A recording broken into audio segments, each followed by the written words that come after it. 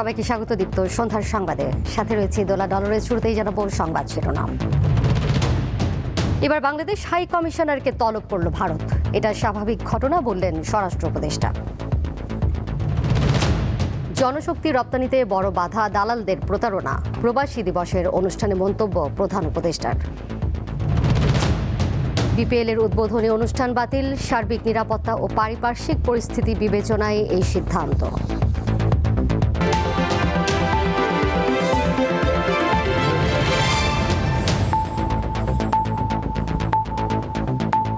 দিল্লিতে নিযুক্ত Bangladeshi high commissioner Mohammad Riaz হামিদুল্লাহকে তলব করেছে ভারতের পররাষ্ট্র মন্ত্রণালয়। দুপুরে তাকে ডেকে ঢাকায় ভারতীয় হাই কমিশনের নিরাপত্তা নিয়ে চরম উদ্বেগ প্রকাশ করেছে ভারতীয় কর্তৃপক্ষ। ভারতের পররাষ্ট্র মন্ত্রণালয়ের বিজ্ঞপ্তিতে জানানো হয়, মন্ত্রণালয়ের যুগ্ম সচিব বিএম শ্যাম বাংলাদেশি হাই কমিশনার মোহাম্মদ রিয়াজ হামিদুল্লাহকে তলব করেন। এ সময় বাংলাদেশের নিরাপত্তা পরিস্থিতির অবনতির পাশাপাশি ঢাকায় ভারতীয় হাই কমিশনের নিরাপত্তা নিয়ে দিল্লি আনুষ্ঠানিক উদ্বেগ জানায়।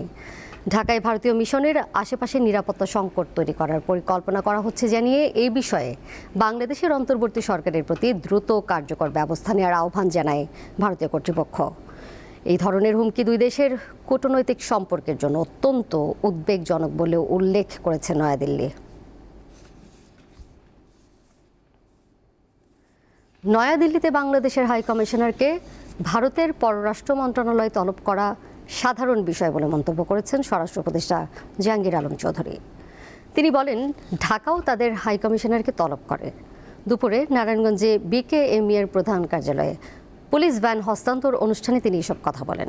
স্বরাষ্ট্র উপদেষ্টা বলেন, কোনো প্রার্থীর নির্বাচন থেকে সরে দাঁড়ানো তার ব্যক্তিগত ইচ্ছা। এখানে নিরাপত্তা নিয়ে কথা আসতে পারে না। নির্বাচনী নিরাপত্তা নিয়ে কোনো শঙ্কা নেই। ইনকিলাব মঞ্চের মুখপাত্র ওসমান হাদির সুস্থতার জন্য দেশবাসীর কাছে দোয়া চান স্বরাষ্ট্র উপদেষ্টা। পররাষ্ট্র মন্ত্রণালয় থেকে ইন্ডিয়ান পররাষ্ট্র মন্ত্রণালয় আমাদের কর্মকর্তাকে তলব করছে। আমরাও কিছুদিন আগে তাদের তলব করছিলাম, আপনারা জানেন। তো সাধারণত ওই পররাষ্ট্র বিষয় থাকে, একজন তলব করলে আবার আরেকজন। এদিকে বেশ কয়েকটি দাবিতে ঢাকায় অবস্থিত ভারতীয় হাই কমিশন অভিমুখে পদযাত্রা কর্মসূচি করেছে জুলাই ঐক্য নামে একটি সংগঠন। এতে বিপুল সংখ্যক শিক্ষার্থী অংশগ্রহণ করেন। তারা ভারত বিরোধী নানা স্লোগান দিয়ে থাকেন। বিকেলে মিছিলটি ঢাকায় অবস্থিত ভারতীয় হাই কমিশনের দিকে এগিয়ে গেলে প্রগতি সরণি সড়কে বাধা দেয় পুলিশ। সে সময় প্রথম ব্যারিকেড ভেঙে ফেলে আন্দোলনকারীরা। পরে দ্বিতীয় ব্যারিকেডে বাধা দেয় পুলিশ। এক পর্যায়ে আন্দোলনকারীরা সড়কে অবস্থান নিয়ে বিক্ষোভ মিছিল করেন। এদিকে নিরাপত্তা সংখ্যায় আজ দুপুর 2টায় বন্ধ করে দেওয়া হয় যমুনা ফিউচার পার্কে অবস্থিত ভারতীয় ভিসা সেন্টার। তাদের ওয়েবসাইটে নোটিশ দিয়ে বিষয়টি জানানো হয়।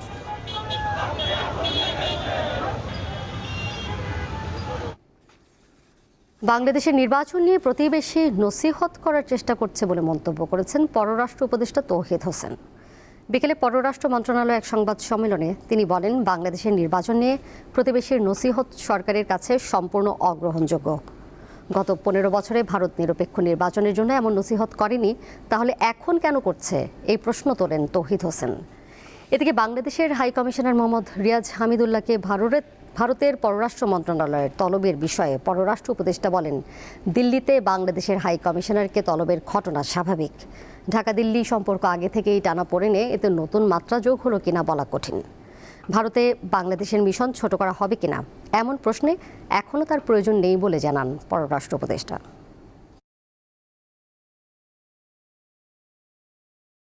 বাংলাদেশে নির্বাচন কেমন হবে এটা নিয়ে আমরা আমাদের প্রতিবেশীদের উপদেশ চাই। আমরা এই সরকার ডে 1 থেকে স্পষ্টভাবে বলে আসছে যে আমরা একটা অত্যন্ত উচ্চমানের মানুষ যেন গিয়ে ভোট দিতে পারে সেই পরিবেশ সৃষ্টি করতে চাই, যে পরিবেশ গত 15 বছর ছিল না। তখন কিন্তু এই যে নির্বাচনগুলি প্রহসনমূলক হয়েছে, তখন তারা একটি শব্দ উচ্চারণ করে না। এখন সামনে একটা ভালো নির্বাচনের দিকে আমরা যাচ্ছি, এই মুহূর্তে আমাদেরকে নসিহত করার তো কোনো প্রয়োজন নেই। আমরা জানি আমরা কী করব। বিদেশে জনশক্তি রপ্তানির ক্ষেত্রে দালালদের প্রতারণা বড় বাধা হয়ে দাঁড়িয়েছে বলে মন্তব্য করেছেন প্রধান উপদেষ্টা ডক্টর মোহাম্মদ ইউনূস। তাদের হাত থেকে বিদেশগামীদের রক্ষা করতে হবে বলেও আহ্বান জানান তিনি। আন্তর্জাতিক অভিবাসী দিবস এবং জাতীয় প্রবাসী দিবস উপলক্ষে সকালে রাজধানীতে এক অনুষ্ঠানে এসব কথা বলেন অন্তর্বর্তী সরকার প্রধান। গত এক বছরে বৈশ্বিক শ্রমবাজারে বাংলাদেশের জনবল রপ্তানির পরিমাণ প্রায় 30% কমেছে। এর পাশাপাশি গত কয়েক বছর ধরে আন্তর্জাতিক অঙ্গনে দেশের শ্রমবাজার ক্রমেই সংকুচিত হয়ে চলেছে। বাংলাদেশ জনশক্তি কর্মসংস্থান ও প্রশিক্ষণ ব্যুরোর তথ্য অনুযায়ী 2024 সালে বাংলাদেশ থেকে 10,11,869 জন কর্মী বিদেশে গিয়েছেন। এছাড়া বন্ধ রয়েছে 3টি বড় শ্রমবাজার, মালয়েশিয়া, ওমান ও সংযুক্ত আরব আমিরাত। এমন অবস্থায় বুধবার পালন হয় আন্তর্জাতিক অভিবাসী দিবস ও জাতীয় প্রবাসী দিবস। দিনটি উপলক্ষে রাজধানীর ওসমানী স্মৃতি মিলনায়তনে বিশেষ আয়োজন করে প্রবাসী কল্যাণ ও বৈদেশিক কর্মসংস্থান মন্ত্রণালয়। এতে অংশ নিয়ে উপদেষ্টা জানান, অন্তর্বর্তী সরকারের নেওয়া কিছু পদক্ষেপের ফলে বর্তমান পরিস্থিতির কিছুটা উত্তরণ ঘটেছে। হুন্ডির যে চ্যালেঞ্জটা সেটা অনেকাংশে কমেছে। আমাদের সরকারের প্রতি ভালোবাসা থেকে আমাদের প্রবাসী ভাই বোনরা আমাদের রেগুলার চ্যানেলেই টাকা পাঠাচ্ছেন, ব্যাংকিং চ্যানেলের মাধ্যমে। কিন্তু এই যে মধ্যস্বত্বভোগীরা যে আপনার প্রবাসী কর্মীদেরকে চাকরি দেওয়ার কথা বলে নিয়ে যাচ্ছে, আমাদের বোন বলেছেন কি অবর্ণনীয় পরিস্থিতির সম্মুখীন হতে হয়। এগুলি জিনিস চেঞ্জ করার জন্য আমরা অনেক আইনগত পরিবর্তন করেছি। অনুষ্ঠানে অংশ নিয়ে প্রধান উপদেষ্টা বলেন, মধ্যপ্রাচ্য থেকে শুরু করে একাধিক দেশের অভিযোগ, বাংলাদেশ থেকে যাওয়া বেশিরভাগ কর্মীরই কাগজপত্র অবৈধ। শুধু একটা দেশ, একাধিক দেশে একই অভিযোগ। তোমাদের লোক নেব কি করে? কাগজপত্র সুখ দোয়া। ওই যে শব্দটা ম্যাজিক ওয়ার্ড যেটা উল্লেখ করলাম, ওইটাই হলো আসল দালাল। এই দালাল থেকে সবকিছু উৎপত্তি হচ্ছে। সেই কাগজপত্র তার কারখানাতেই তৈরি হয়ে গেল সবকিছু। দেশের সঙ্গে তার কোনো সম্পর্ক নেই। কি কাগজ লাগবে মানিয়ে দিচ্ছি। যাকে যে কথা বলে তার থেকে টাকা আদায় করে একবার তার পৌঁছে দিলে সে টাকা সব পেয়ে যাচ্ছে। আমাদের কপালে কি থাকবে? আমরা একটা জালিয়াত দেশ হিসেবে, জালিয়াত জাতি হিসেবে বেঁচে থাকবো। পৃথিবীতে তারুণ্যের অভাব রয়েছে উল্লেখ করে ডক্টর ইউনূস বলেন, বাংলাদেশ তারুণ্যের খনি, এদেরকে মাটি ভেবে ফেলে রাখা যাবে না।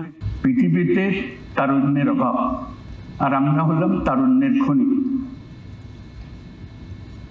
এটা আমাদের মাথায় ঢুকতেছে না। এটা সোনার খনির চেয়েও বেশি গুরুত্বপূর্ণ।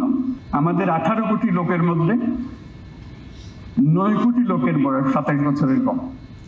এর থেকে তরুণ জনসংখ্যা কোথায় পাবো? সারা দুনিয়াকে আসতে হবে এখানে। যদি আমরা আমাদের এই রাস্তাগুলো সাফ করে ফেলতে পারি, দালালের খপ্পর থেকে আমরা বাঁচতে পারি, আমাদের নিয়ম শৃঙ্খলা আসতে পারে, জালিয়াতিত্বকে বাঁচতে পারে, এটাকে ঠেকানোর কোনো উপায় নেই।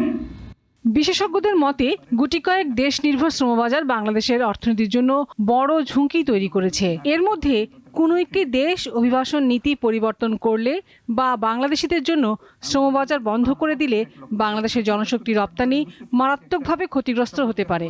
এতে নেতিবাচক প্রভাব পড়বে রেমিটেন্সে। খোঁজ নিতেই হবে এবং সেটা সন্ধান করতে হবে। সন্ধান করলে এই খনির গোড়াগোটায় সেখানে আসতে হবে। লাবণী গুহ, দীপ্ত সংবাদ, ঢাকা। মানুষকে ধোঁকা দিয়ে কোনো কাজ হবে না বলে মন্তব্য করেছেন বিএনপির স্থায়ী কমিটির সদস্য মঈন খান। বলেন, বাংলাদেশ যেন আবার ফ্যাসিবাদী রাষ্ট্র হিসেবে বিশ্বে পরিচিত না হয়, সে লক্ষ্যেই অপশাসনের বিরুদ্ধে লড়াই অব্যাহত রাখতে হবে। জাতীয় প্রেস ক্লাবে এক অনুষ্ঠানে এসব কথা বলেন তিনি। আমরা সারা বিশ্বের কাছে একটি ফ্যাসিবাদ রাষ্ট্র হয়ে পরিচিত হতে চাই না। আমরা চাই যে একটি সত্যিকার গণতান্ত্রিক, মানুষের প্রতি শ্রদ্ধাবোধ যে সরকারের আছে, যে দেশে আছে, সেই রকম একটি দেশ হয়ে আমরা বিশ্বের বুকে দরিদ্র দেশ হতে পারি, কিন্তু সম্মানের দিক থেকে সেভাবে মাথা তুলে দাঁড়াতে। গুম হত্যাকাণ্ডের ঘটনায় সাবেক সেনা কর্মকর্তা জিয়াউল আহসানের বিরুদ্ধে অভিযোগ আমলে নিয়েছে ট্রাইব্যুনাল।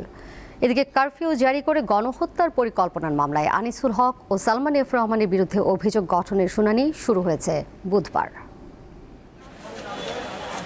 2009 সাল থেকে 2024 সালের আগস্ট পর্যন্ত দেশে 5 শতাধিক গুমের ঘটনা ঘটেছে বলে অভিযোগ পেয়েছে আন্তর্জাতিক অপরাধ ট্রাইব্যুনালের প্রসিকিউশন। বুধবার শতাধিক গুম খুনের ঘটনায় সাবেক সেনা কর্মকর্তা মেজর জেনারেল জিয়াউল আহসানের বিরুদ্ধে অভিযোগ দায়ের করা হয়। এটি আমলে নিয়ে 21 ডিসেম্বর আনুষ্ঠানিক অভিযোগ গঠনের ওপর শুনানির দিন ধার্য করে ট্রাইব্যুনাল 1। পরে চিফ প্রসিকিউটর জানান, মামলায় সাবেক সেনা কর্মকর্তা জিয়াউল আহসানের বিরুদ্ধে এককভাবে 3টি অভিযোগ আনা হয়েছে। বাংলাদেশে গুমের ব্যাপারে মহাকাব্যিক অবদান যার, তিনি হচ্ছেন আসামি জিয়াউল আহসান, যিনি এককভাবে এখন পর্যন্ত প্রাপ্ত তথ্য অনুযায়ী 500-এরও বেশি মানুষকে গুমপূর্বক হত্যাকাণ্ডের তথ্য ইতিমধ্যেই তদন্ত সংস্থার কাছে আছে। আরও তার বিরুদ্ধে নানান প্রমাণ প্রতিনিয়ত আসছে, যেটার ব্যাপারে তদন্ত চলমান আছে।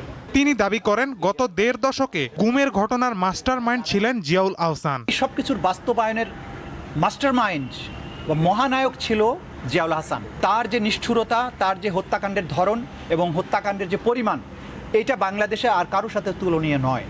বাংলাদেশের এই একটা এরকম বিভৎস নারকীয় হত্যাযজ্ঞ চালানোর ব্যাপারে তার যে এক্সপার্টিস, সেই জন্য জিয়াউল হাসানকে আলাদাভাবে একক আসামি হিসাবে তার বিরুদ্ধে আমরা ফরমাল চার্জ দাখিল করেছি। এদিকে জুলাই আগস্ট ছাত্র জনতার আন্দোলনে কারফিউ ও আন্দোলনকারীদের হত্যার উস্কানি দেয়া সহ 5টি অভিযোগে সালমান এফ রহমান ও আনিসুল হকের বিরুদ্ধে অভিযোগ গঠনের ওপর শুনানি শুরু হয়েছে। সেই সাথে ইন্টারনেট বন্ধ করে গণহত্যাকারীদের সহায়তার অভিযোগে সজীব ওয়াজেদ জয় ও জুনায়েদ আহমেদ পলকের বিরুদ্ধে আনা মামলার শুনানি পিছিয়ে 7 জানুয়ারি করা হয়েছে। মাহিদুর রহমান, দীপ্ত সংবাদ, ঢাকা। রাজধানীর লালবাগে প্লাস্টিক গোডাউনে লাগা আগুন নিয়ন্ত্রণে এসেছে। এখন পর্যন্ত কোনো ধরনের হতাহতের খবর পাওয়া যায়নি বলে জানিয়েছে ফায়ার সার্ভিস। বিকেলে ফায়ার সার্ভিসের উপপরিচালক সালেউদ্দিন সাংবাদিকদের ব্রিফিংয়ে এই তথ্য জানান। এর আগে দুপুর 1টার দিকে চেয়ারম্যান ঘাট এলাকায় অগ্নিকাণ্ডের ঘটনা ঘটে। খবর পেয়ে একে একে ফায়ার সার্ভিসের 11টি ইউনিট আগুন নিয়ন্ত্রণে যোগ দেয়। শুরুর দিকে ঘন ও কালো ধোঁয়ায় ছেয়ে যায় পুরো এলাকা। প্রত্যক্ষদর্শীদের ধারণা, পেছনের ভবনের গ্যাস সিলিন্ডারের লিকেজ থেকে আগুনের সূত্রপাত হতে পারে। গোডাউনটি অন্তত 18 থেকে 20 বছরের পুরনো। এখানকার স্ট্রাকচার, এখানকার রাস্তাঘাট খুবই সরু রাস্তা, একজন মানুষ সঠিকভাবে হেঁটে যেতে পারে না। এর ভিতর দিয়ে অনেক চ্যালেঞ্জ ছিল আমাদের। এই বিভিন্ন চ্যালেঞ্জ এবং প্রতিকূলতা মোকাবেলা করে জীবনের ঝুঁকি নিয়ে আমাদের লোকজন কিন্তু আগুনটা আমরা নিয়ন্ত্রণে নিয়ে আসি। 4টার সময় আমরা এই আগুনকে আমাদের সম্পূর্ণ নিয়ন্ত্রণে নিয়ে আসি। 2014 সাল থেকে এখন পর্যন্ত ভারত তাদের সীমান্ত এলাকায় প্রায় 24,000 অনুপ্রবেশকারীকে আটক করেছে। এর মধ্যে বাংলাদেশ ভারত সীমান্তে আটক করা হয় 21,000-এরও বেশি মানুষকে। চলতি বছরই আটক হয় 2,500-এরও বেশি। এছাড়া পাকিস্তান, মিয়ানমার ও নেপাল সীমান্তেও ভারতীয় বাহিনীর হাতে ঘটেছে আটকের ঘটনা। তবে 2014 সাল থেকে চীনের সঙ্গে সীমান্তে কাউকে আটক করার কোনো নজির নেই। ভারতীয় সংবাদ মাধ্যম এনডিটিভি এক প্রতিবেদনে এসব তথ্য জানায়। এতে আরও বলা হয়, এসব অনুপ্রবেশকারীদের মধ্যে সবচেয়ে বেশি আটক হয়েছে ভারত বাংলাদেশ সীমান্তে। এর পরের অবস্থানে রয়েছে মিয়ানমার, পাকিস্তান, নেপাল ও ভুটান সীমান্ত। গাজা উপত্যকায় প্রচণ্ড ঠান্ডায় এক ফিলিস্তিন শিশুর মৃত্যু হয়েছে বলে জানিয়েছে স্থানীয় কর্তৃপক্ষ। এমন তীব্র শীতের মধ্যে গাজা উপত্যকায় মানবিক সাহায্য প্রবেশে নিষেধাজ্ঞা জারি করেছে ইসরায়েল। এদিকে স্থানীয় সময় মঙ্গলবার পশ্চিম গাজা সিটির একটি বাড়ির ধ্বংসস্তূপ থেকে একই পরিবারের 30 জন ফিলিস্তিনের মরদেহ উদ্ধার করা হয়। 2023 সালের 19 ডিসেম্বর গাজা সিটির আল রিমাল এলাকায় তাদের বাড়িতে ইসরায়েলি বিমান হামলায় তারা নিহত হন। ধ্বংস হওয়া ওই বাড়িটি ছিল সিভিল ডিফেন্সের শুরু করা একটি সংগঠিত উদ্ধার অভিযানের প্রথম স্থান। এই অভিযানের লক্ষ্য ইসরায়েলি হামলায় গাজা জুড়ে ধ্বংস হওয়া ভবনগুলোর নিচে চাপা পড়ে থাকা হাজারো ফিলিস্তিনিকে খুঁজে বের করা। খেলার খবর। বিপিএলের 13তম আসরকে সামনে রেখে মিরপুর ক্রিকেট স্টেডিয়ামে 24 ডিসেম্বর জাঁকজমকপূর্ণ উদ্বোধনী অনুষ্ঠান আয়োজনের কথা ছিল। তবে দেশের বর্তমান রাজনৈতিক ও সামাজিক প্রেক্ষাপটে নিরাপত্তা শঙ্কায় টুর্নামেন্টের এই আয়োজনটি বাতিল করেছে বিসিবি। বর্তমান পরিস্থিতিতে এই ধরনের বড় কোনো জনসমাগমপূর্ণ অনুষ্ঠান আয়োজন করা বেশ ঝুঁকিপূর্ণ। এছাড়া বিএনপির ভারপ্রাপ্ত চেয়ারম্যান তারেক রহমানের দেশে ফেরার আগের দিন সারা দেশ থেকে নেতাকর্মী ঢাকায় জড়ো হবেন। এই কারণে অনুষ্ঠানটি আয়োজনের বিষয়ে সরকারের উচ্চ পর্যায়ের সবুজ সংকেত পায়নি বিসিবি। যদিও আয়োজকদের পক্ষ থেকে সমস্ত প্রস্তুতি রাখা হয়েছে, কিন্তু বিপিএলের উদ্বোধনী অনুষ্ঠান শেষ পর্যন্ত বাতিলের সিদ্ধান্ত নিয়েছে বোর্ড। শেষ করব দীপ্ত সন্ধ্যার সংবাদ, যাবার আগে শিরোনামগুলো জানিয়ে দেব আরও একবার। এবার বাংলাদেশ হাই কমিশনারকে তলব করল ভারত। এটা স্বাভাবিক ঘটনা বললেন স্বরাষ্ট্র উপদেষ্টা। জনশক্তি রপ্তানিতে বড় বাধা দালালদের প্রতারণা, প্রবাসী দিবসের অনুষ্ঠানে মন্তব্য প্রধান উপদেষ্টার। বিপিএলের উদ্বোধনী অনুষ্ঠান বাতিল, সার্বিক নিরাপত্তা ও পারিপার্শ্বিক পরিস্থিতি বিবেচনায় এই সিদ্ধান্ত। এই ছিল এখনকার মতো। পরের সংবাদ দেখবেন রাত 11টায়।